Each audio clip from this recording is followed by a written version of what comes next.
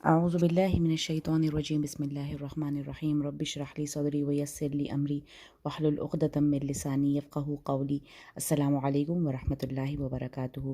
آج انشاءاللہ ہم یہ پیج کمپلیٹ کریں گے، اور ہم نے لاسٹ ٹائم جو پورا مضمون تھا رمضان کے روزوں کی فرضیت کے بارے میں اور اس سے ریلیٹڈ کچھ مسائل تھے، ان کا ذکر کیا تھا لاسٹ آیت میں۔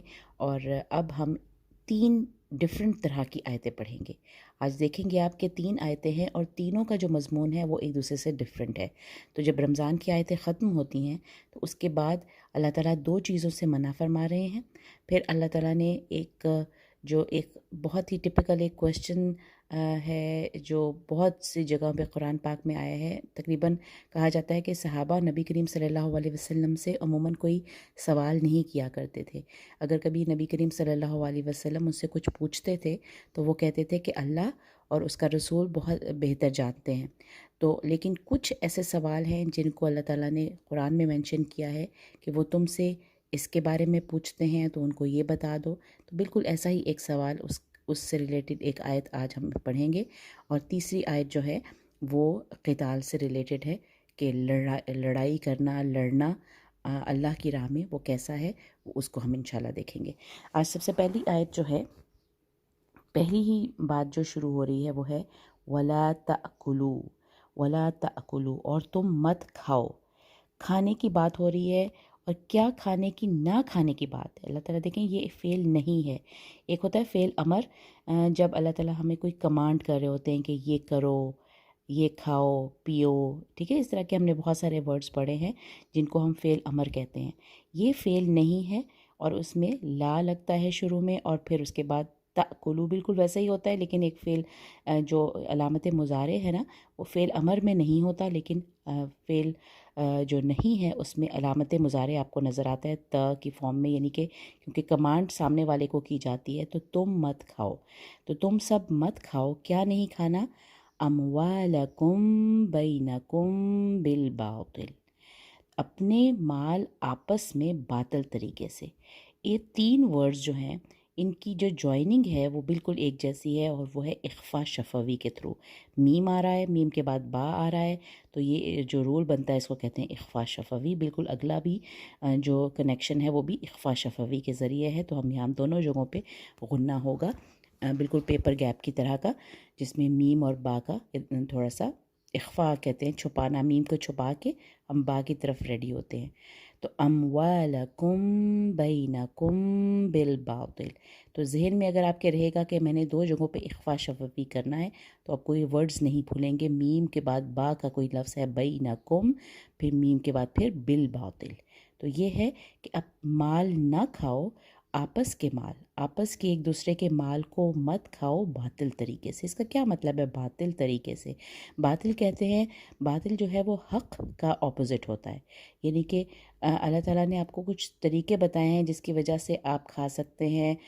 جیسے آپ کسی کے گھر جاتے ہیں، آپ کو کوئی کچھ خود اپنی مرضی سے آپ کو دیتا ہے، آپ اس کو وہ کنزیوم کر سکتے ہیں۔ کوئی مال آپ کو گفٹ کے طور پر ملتا ہے، ٹھیک ہے، لیکن باطل طریقے کیا ہیں؟ جیسے چوری کر کے، کسی کو ڈاکہ ڈال کے، غبن کر کے، اتھارٹیز کا یا جو آپ کو پریویلیجز ہیں کسی کمپنی کی طرف سے ملے ہوئے ہیں، اس کا بے جا اور بے دریغ استعمال کر کے، تو وہ ہے باطل طریقے جو آپ نے نہیں کرنے۔ اللہ تعالیٰ کہہ رہے ہیں آپس کے مال مت کھاؤ باطل طریقے سے۔ اور دوسری جو ہے جس چیز سے منع کیا جا رہا ہے وہ ہے وَتُدْلُوا بِهَا۔ تُدْلُوا بِهَا میں ہم کہیں گے اس کا مطلب ہے اور مت پہنچاؤ اسے۔ یہ اموالکم کی طرف ہا کی ضمیر، اموال چونکہ ایک جمع بروکن پلورل ہے، تو اس کے ساتھ یوزلی واحد مؤنث کا صیغہ استعمال ہوتا ہے، اور اسے مت پہنچاؤ۔ دلہ جو ہے نا ایک بالٹی کی طرح کی ایک برتن ہوتا ہے جس کو کنویں میں ڈالا جاتا ہے، کنویں میں پانی تک پہنچایا جاتا ہے تاکہ پانی اس میں سے حاصل کر سکیں، پھر اس کو کھینچا جاتا ہے، اس ڈول کو کہا جاتا ہے دلہ۔ تو اسی سے یہ ورڈ نکلا ہے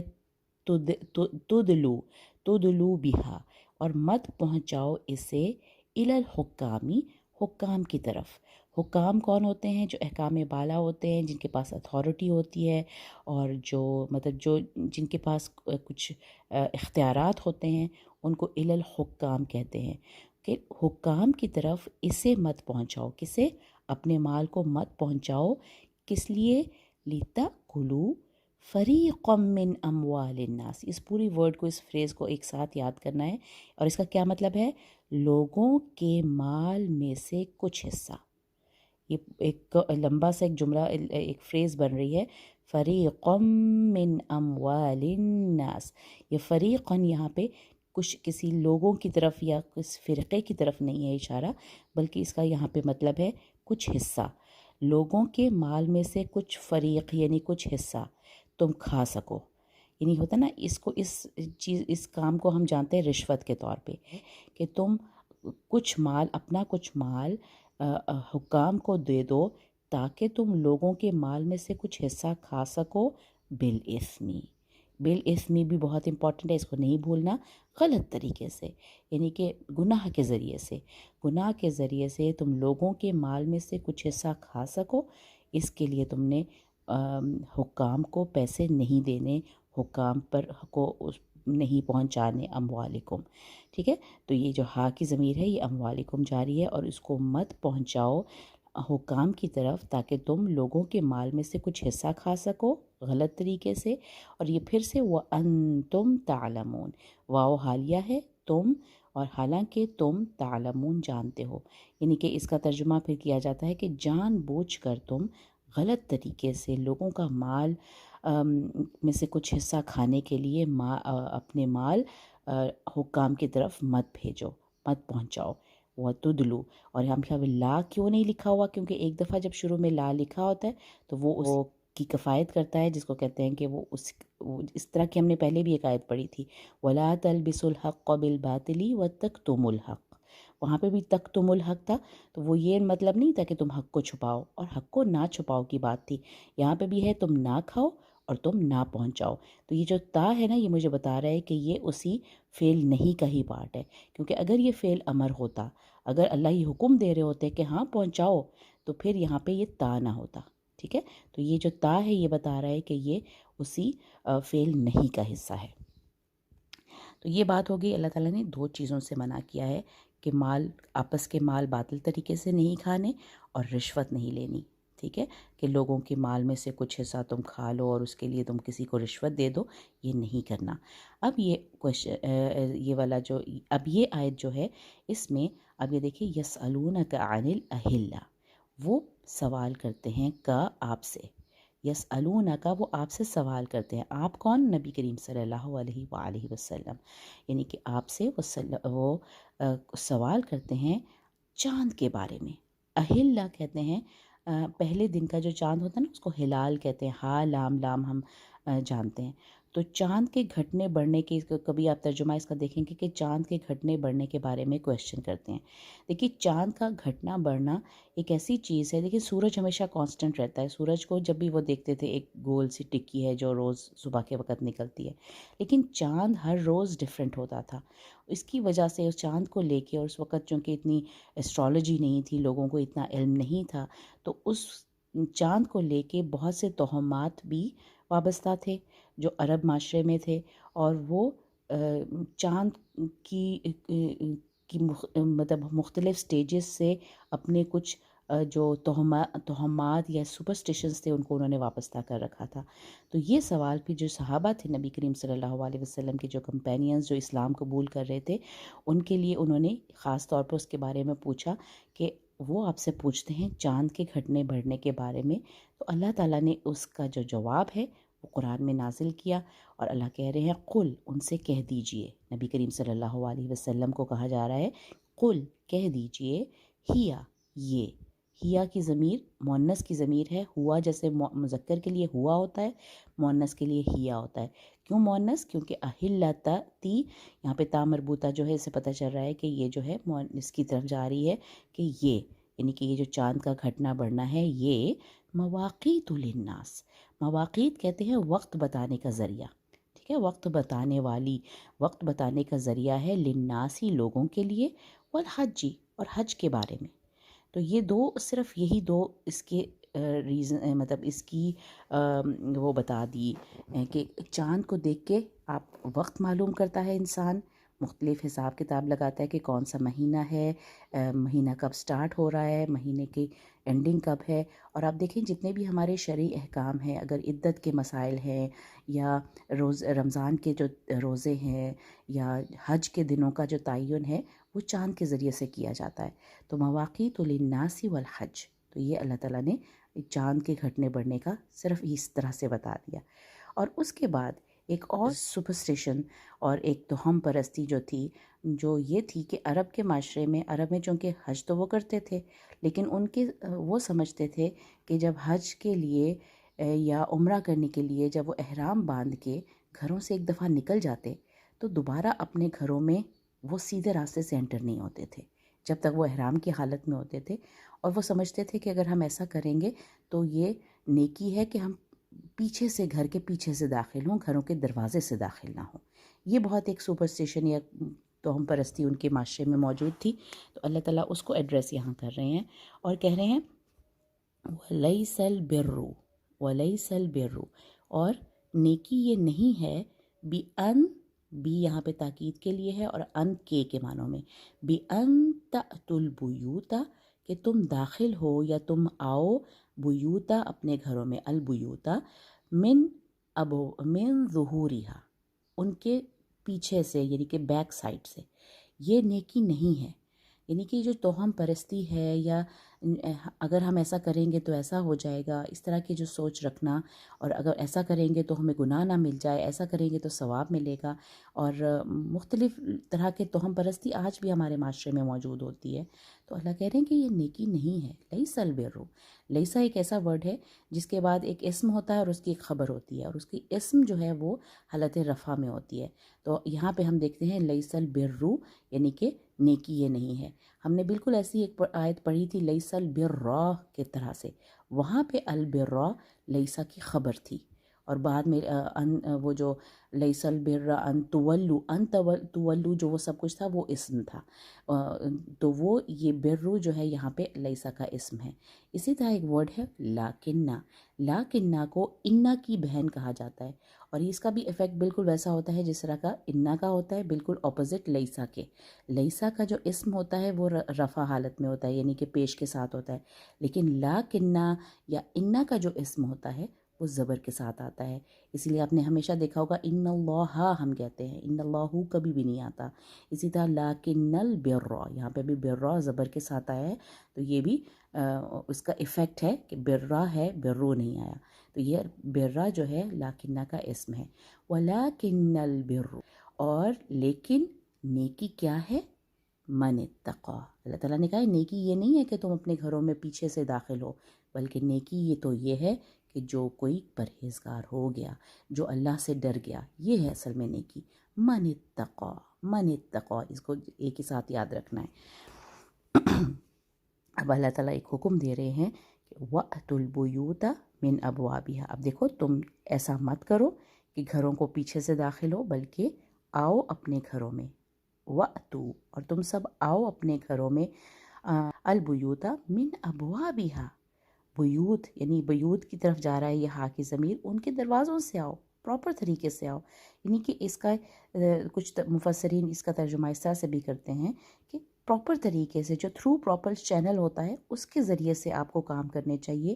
یہ نہیں ہے کہ آپ شارٹ کٹ استعمال کریں یا یہ سمجھ لیں کہ میں یہ شارٹ کٹ لوں گا تو میرے لیے یہ نیکی ہے، یہ بھی اس کا مطلب لیا جاتا ہے۔ لیکن یہ ایک توہم پرستی ہے جس کو ایڈریس کیا جا رہا ہے، اور ایسا واقعی ہوا کرتا تھا کہ احرام پہن کے عرب معاشرے میں جو لوگ تھے، مشرکین تھے اس وقت کے، اور جنہوں نے ابھی اسلام قبول نہیں کیا تھا، تو یہ بہت عام کامن پریکٹس تھی کہ وہ اپنے گھروں میں پیچھے سے آتے تھے۔ تو اللہ تعالیٰ یہاں پہ اس کو ایڈریس بھی کر رہے ہیں کہ اپنے گھروں میں سیدھے راستے سے آؤ، ان کے دروازوں سے آؤ، اور کیا کرو؟ واتقوا اللہ، اور اللہ سے ڈرتے رہو، اللہ سے ڈرو، لعلکم تفلحون، اللہ سے ڈرنے کا فائدہ کیا ہے؟ کہ تم فلاح پاؤ گے، شاید کہ تم فلاح پا جاؤ، شاید کہ تم کامیاب ہو جاؤ، تفلحون۔ اب تیسری جو ہے وہ فی سبیل اللہ، اللہ کے راستے میں لڑنے کی بات ہو رہی ہے۔ دیکھیں ورڈ ہے قاتلو، وقاتلو، اور لڑو۔ میں نے اس کا ترجمہ یہ کیوں کیا، لڑو کیوں کیا ہے، اور قتل کرو یہ کیوں نہیں کیا؟ دیکھیں جو قتل ہے اس میں اس کے اوپر اگر صرف زبر ہوتا نا، اس قاف کے اوپر اگر صرف زبر ہوتا تو میں اس کا ترجمہ کرتی کہ قتل کرو، لیکن یہ جو کھڑی کھڑی زبر نظر آ رہی ہے نا، قاتلو، تو یہ قا کی جس کی وجہ سے یہ ٹو حرکہ الف کھڑی زبر نظر آتی ہے، اس کو اگر آپ ذہن میں رکھیں کہ یہ ایک تلوار ہے، تلوار کی طرح یہ کھڑی ہے، تو جب بھی آپ کو قتل کے اوپر ایک تلوار لٹکی ہوئی نظر آئے گی، یعنی کہ یہ کھڑی زبر ہوگی، تو اس کا ترجمہ ہم لڑنے کے معنی میں، کیونکہ تلوار جو ہے یوزلی جنگ میں لڑائی کرنے کے لیے استعمال ہوتی تھی، تو آپ اس طرح سے اس کو یاد رکھ سکتے ہیں کہ اس کا ترجمہ ہم قتل کرنے کے معنوں میں نہیں لیں گے، بلکہ لڑائی کرنے کے معنوں میں، یعنی کہ جنگ کرنے کے معنوں میں لیں گے۔ وَقَاتِلُوا فِي سَبِيلِ اللَّهِ، اور اللہ کی راہ میں لڑو۔ ان کن لوگوں سے لڑنا ہے؟ الَّذِينَ يُقَاتِلُونَكُمْ، وہ لوگ جو تم سے لڑتے ہیں۔ اب دیکھیں یہاں پہ بھی قا کے اوپر ایک کھڑی زبر ہے، تو ہم اس کا ترجمہ یہ نہیں کریں گے جو تمہیں قتل کرتے ہیں، نہیں، وہ لوگ جو تم سے لڑتے ہیں، تم سے لڑتے ہیں، یقاتلون، وہ سب لڑتے ہیں تم سے، ان سے تم نے لڑنا ہے۔ یہ اللہ تعالیٰ کی طرف سے ایک حکم آ گیا کہ دیکھو اب جو کوئی تم سے لڑے گا، یہ نہیں ہے کہ آپ اپنی مرضی سے کہیں پہ جا کے لڑنا شروع کر دیں، اگر کوئی تم سے آ کے لڑتا ہے تم اس سے لڑو۔ وَلَا تَعْتَدُوا، مگر زیادتی نہیں کرنی۔ تعتدو کا مطلب ہوتا ہے کہ حد سے گزر جانا، زیادتی کر جانا۔ وَلَا تَعْتَدُوا، اللہ اس سے منع کر رہے ہیں کہ دیکھو زیادتی نہیں کرنی، جس نے جتنا تمہارا نقصان کیا ہے اتنا ہی نقصان تمہیں کرنا ہے، اس سے حد سے زیادہ نہیں بڑھنا۔ تو یہ چیز پہلے صحابہ نے اس کو بہت ہی زیادہ خوبصورت طریقے سے پریکٹس کرتے تھے کہ ان کا لڑائیوں کا جب بھی وہ کسی جنگ پہ جاتے تھے تو وہ صرف اور صرف اللہ کے لیے لڑا کرتے تھے، اپنی ذاتی دشمنی کو وہ پیچھے رکھتے تھے۔ تو یہ جو ہے نا بہت امپورٹنٹ آیا کہ لڑو اللہ کی راہ میں ان لوگوں سے جو تم سے لڑتے ہیں، وَلَا تَعْتَدُوا، اور حد سے نہ گزرو۔ کیوں؟ إِنَّ اللَّهَ لَا يُحِبُّ الْمُعْتَدِينَ، بے شک اللہ نہیں پسند کرتا کن کو؟ المعتدین کو، جو کہ حد سے گزرنے والے ہیں۔ حد سے گزرنے والوں کو اللہ محبوب نہیں رکھتا۔